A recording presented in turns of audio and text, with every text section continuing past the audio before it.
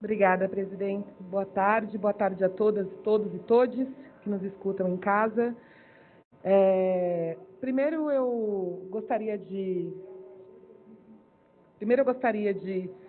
reconhecer, assim como fez o vereador presidente da Comissão de Finanças, Jair Tato, o trabalho que a Comissão de Finanças, sobretudo os relatores, Janaína Lima, vereadora Janaína Lima, vereador Bispo Atílio,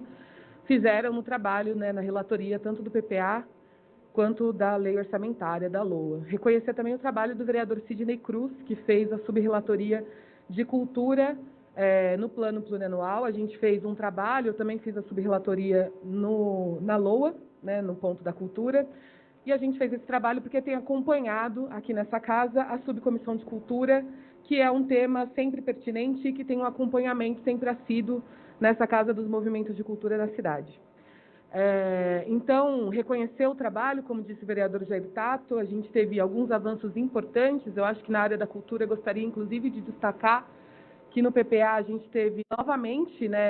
na peça orçamentária, uma rúbrica para a elaboração do Conselho Municipal de Cultura, que é uma meta do nosso plano, da lei do Plano Municipal de Cultura, na cidade de São Paulo, que existe por conta de várias conferências debatida há 20 anos nessa cidade e até hoje não foi implementada pela Secretaria Municipal de Cultura. Ela retorna à peça orçamentária esse ano por conta da subrelatoria do vereador Sidney, do trabalho da Subcomissão de Cultura. Então, ressalto que isso foi uma boa coisa para a nossa peça orçamentária. Eu acho que também pensar nos avanços aí, nos acenos que foram colocados para a distributividade dos recursos e das políticas públicas na cidade de São Paulo. Isso aparece no PPA, aparece na LOA. Contudo, a gente percebe, como falou aqui o vereador Jair Tato, que elas não são suficientes e, pior do que não ser suficientes, elas são menos do que poderiam ser. A gente poderia ter feito mais e a gente pretende trabalhar agora para a segunda votação para melhorar essa peça orçamentária, porque a cidade, sobretudo as pessoas mais vulneráveis, precisam que ela seja melhorada. Eu gostaria também de destacar, e algo que por várias vezes foi comentado por alguns vereadores aqui da casa, inclusive nas audiências públicas, que embora a gente tenha feito 12 audiências públicas, 2 gerais e 10 temáticas, a gente teve uma dificuldade absurda de receber nessa casa, durante as audiências públicas, representantes da secretaria. Então, alguns secretários, não todos, mas alguns secretários da nossa prefeitura tiveram muita dificuldade de comparecer às audiências públicas e discutir com a população o orçamento da cidade. De qualquer maneira, alguns que vieram até essa casa para discutir com os vereadores e com a população, sequer ficavam até o final das discussões do orçamento. E para a gente isso se reflete no que aparece dentro da peça orçamentária. Por mais que a gente tenha um avanço, a gente ainda tem um avanço muito tímido, o que não consegue agregar as demandas que foram apresentadas nessa cidade. A gente, esse ano, fez o subrelatório da LOA, no ponto da cultura, e essa pasta, que é uma pasta tão pequena, em 2010 conseguiu chegar a 1% do orçamento, 1,7% do orçamento. Esse valor foi caindo e hoje, mesmo com os aumentos que a gente teve, não chega nem a 0,8% do orçamento da cidade. É uma secretaria que eu gosto de falar, por ser uma secretaria que a gente acompanha, mas sobretudo porque ela demonstra o quanto a precarização do serviço público pode prejudicar muito o trabalho e a execução dos trabalhos da nossa cidade. A Secretaria Municipal de Cultura há muito está em frangalhos, não um, mas vários secretários que passaram por essa pasta, inclusive da base, já disseram que essa secretaria não tem condições de atuar com o número de funcionários que ela tem hoje.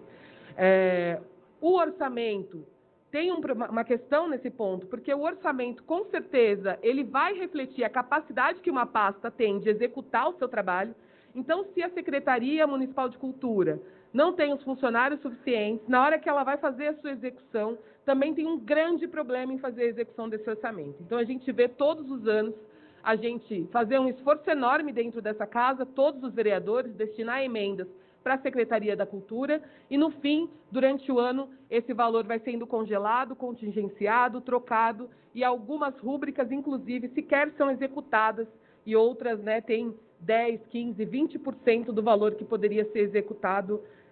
finalizado no final do ano. Isso é uma característica muito triste e demonstra para a gente o quanto a gente precisa ter zelo pelo serviço público e a necessidade.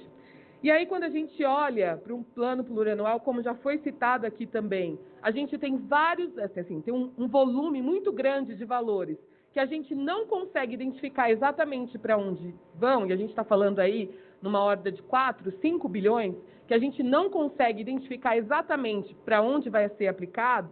e a gente também não consegue ver avanços, né, importantes em áreas que são, de fato, fundamentais na cidade de São Paulo, sobretudo num ano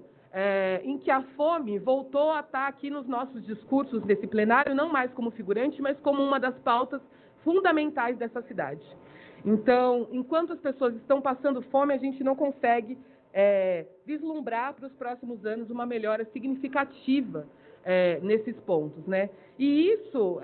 e aí, por um outro lado também, a gente vê acenos, mesmo com essa situação, a gente vê acenos nesse projeto de lei para terceirizações, que são tão questionadas, e a gente questionou tanto, inclusive durante a votação aqui, no último período, de uma reforma da Previdência, do Sampaprev 12, e a gente continua vendo acenos a privatizações, mas a gente não consegue fazer a discussão do impacto que essas privatizações têm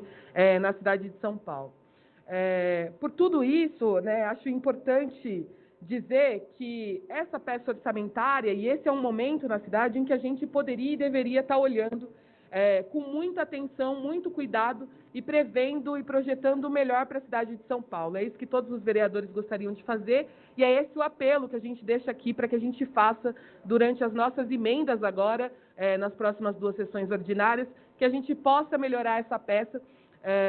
que veio do Executivo para o melhor possível de se fazer aqui e continuar pressionando para que o Executivo, para que o prefeito em exercício, Ricardo Nunes, consiga fazer um orçamento que de fato atenda as pessoas mais pobres na cidade. Então, por tudo isso, nós da bancada do PSOL votamos contrário a esse projeto.